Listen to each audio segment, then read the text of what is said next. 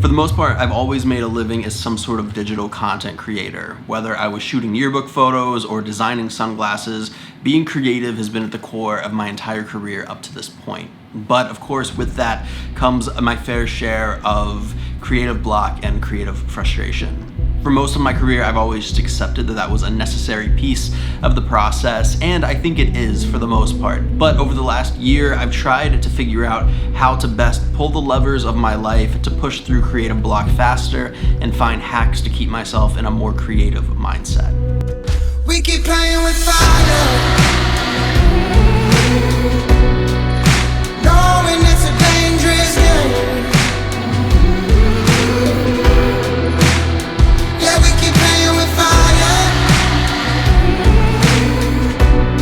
They can smell it from a mile away.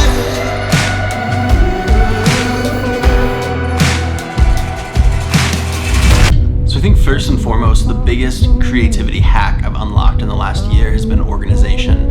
And I really wish I had something better than organization to start this thing off. But guys, this Marie Kondo is no joke. Getting your digital files in order and all of your camera gear and artistic supplies put in one place makes your decision making so much faster and eliminates so much friction from your life.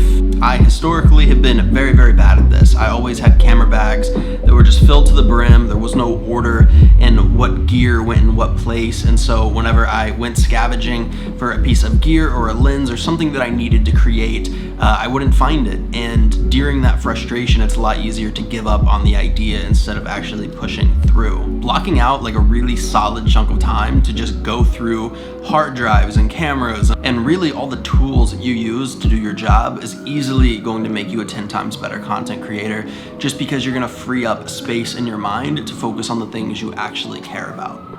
Next up is distractions, and distractions are death. I can't tell you how much time I've wasted scrolling endlessly through different media platforms. I think it's easy to chalk this up to learning about the platforms and staying ahead of the trends, but I think we're all guilty of spending far too much time on our phones and not on our actual creative practice. I've recently implemented a technique called focus sprinting into my work, which is blocking out your day into 90-minute segments. During that 90 minutes, you set a goal of what you want to accomplish, and then you eliminate all the distractions around you. So my phone goes on Do Not Disturb. I place it on the other side of the room. My Slack notifications are snoozed, as well as email gets closed out for those 90-minute blocks. Once you've finished up one of those 90-minute blocks, you take a 20-30-minute break, step away from the computer. If I have to do a phone call or something like that, that's the time I'll squeeze that in before I start out my next sprint. The most difficult work a man can do is stepping away from the blank canvas to focus on what he's going to create. And of course, this is really high level, thinking about your actual artistic purpose and the mission behind the work you're creating. But I think there's something to be said about the power of a blank canvas and how intense of a mountain that can be to overcome.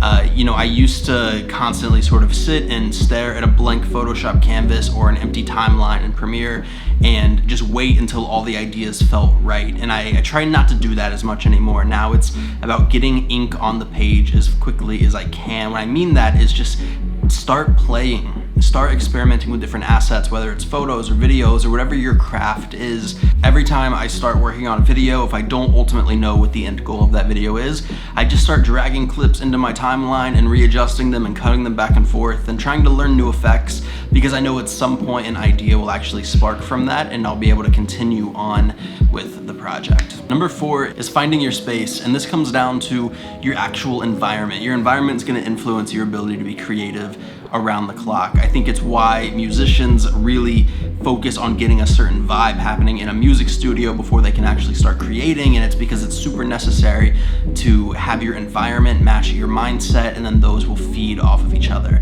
So this is my desk. This is where I spend almost 100 hours a week. I really want to make sure that it fits into the type of work I want to be creating. I try to keep it very minimalist. You'll notice that the colors I use on the desk are very similar to the colors of my Instagram feed. And so every day that when I come and sit down at this desk, I'm inspired to actually start working. I have no doubt that at some point every creator or artist that's watching this video has said the line, "Don't put me in a box." And I couldn't disagree with that more. I'm actually a big fan of having creative constraints, and I like having rules to play off of. I kind of think of it like building a sandcastle, and you can either work inside of a sandbox or you can work in the middle of the desert. And I think that actually being able to create something tangible in the product is probably much easier to do that in the sandbox, where you have some constraints and limitations to work within, as opposed to if you get dropped in the middle of the desert, you might be so overwhelmed with options and opportunities that you never actually take a step back and start building in the sandcastle. Now look, I think it's important to take all of these tips with a grain of salt. These are things that work for me, and I think that they'll work for you, but I also can't guarantee it. The through line that connects all of these ideas, though, is that inspiration is found through action. And I think that really, really holds true. You can't always wait for ideas to come. You can't wait for the creative block to magically dissipate. You have to go out and chase what you want to get your ideas into the world.